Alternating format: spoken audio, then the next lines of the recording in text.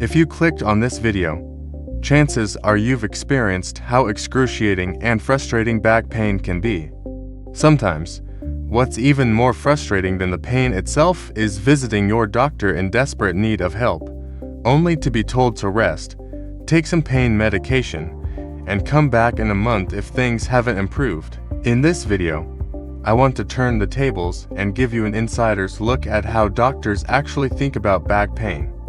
We'll go through the 7 worrying signs that make doctors suspect a more serious underlying cause behind that pain. Low back pain is incredibly common.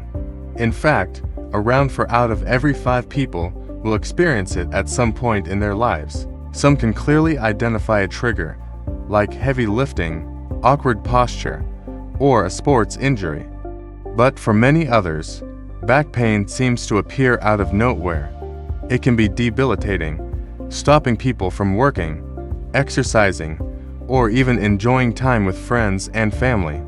The good news, though, is that most back pain gets better with time. But when should you worry that something more serious might be going on? Doctors generally divide the causes of back pain into 2 broad categories: musculoskeletal and pathological. Musculoskeletal pain refers to strain or injury to the muscles, ligaments, joints, or discs of the back. Pathological pain, on the other hand, means the pain is caused by an underlying disease such as infection, cancer, a fracture, or autoimmune inflammation. The lower back is a complex structure made up of bones called vertebrae, stacked on top of each other to form the spinal column. Between these vertebrae are discs that act like cushions, allowing flexibility and absorbing shock. Running down the center of this column is the spinal cord, a thick bundle of nerves connecting directly to the brain. Smaller nerves branch off from it, squeezing through tiny spaces between the vertebrae to reach the rest of the body. The whole system is supported by ligaments, tendons, and muscles that allow bending and twisting.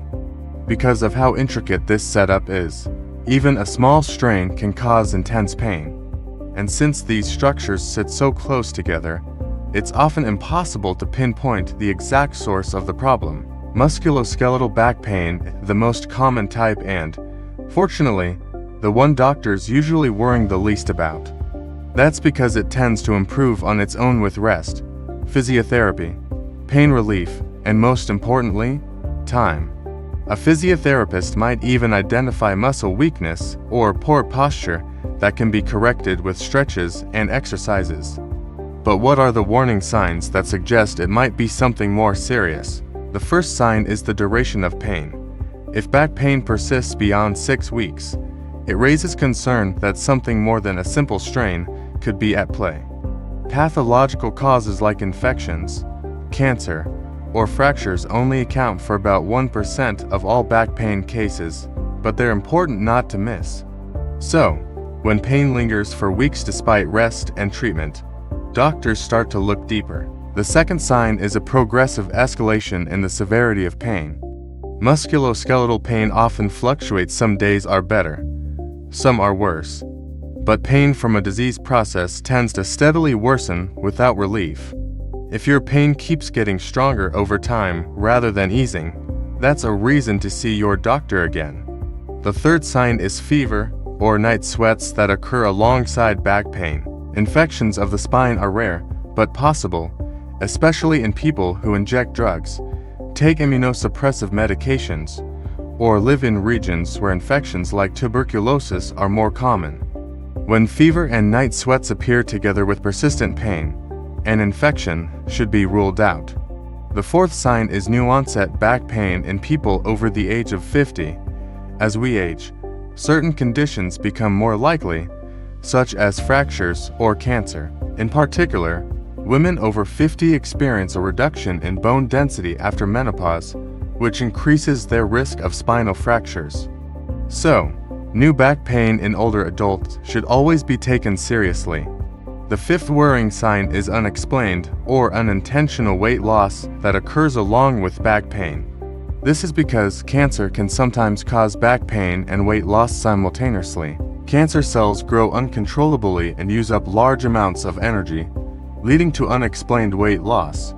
Some cancers, such as those that start in the spine, can cause direct back pain, while others, like prostate cancer, can spread to the spine from other parts of the body. The sixth sign is severe stiffness in the spine, which could indicate an autoimmune condition known as ankylosing spondylitis. This condition causes inflammation of the spinal joints, leading over time to fusion of the vertebrae. As the bones fuse, movement becomes increasingly restricted, and the spine may curve forward permanently. Diagnosing this condition early is important, as treatment can help slow down the progression and improve quality of life.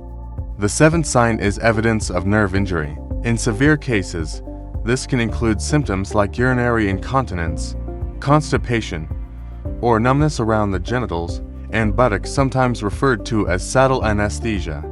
Milder cases might cause tingling, weakness, or numbness in the legs. These symptoms suggest that nerves leaving the spinal cord may be compressed or damaged. Sometimes this can be due to a bulging disc pressing on a nerve root, and in those cases, physiotherapy might be enough to relieve the symptoms. But if there's compression of the spinal cord itself, emergency surgery may be required to prevent permanent damage. It's important to note that having one or even several of these signs doesn't automatically mean something serious is going on. Research shows that some of these red flags have high false positive rates. Still, if you experience them, it's best to stay calm and get a medical evaluation to be sure. Many people watching this video have low back pain that's lasted for several weeks or even months, and their doctor has ruled out any pathological cause.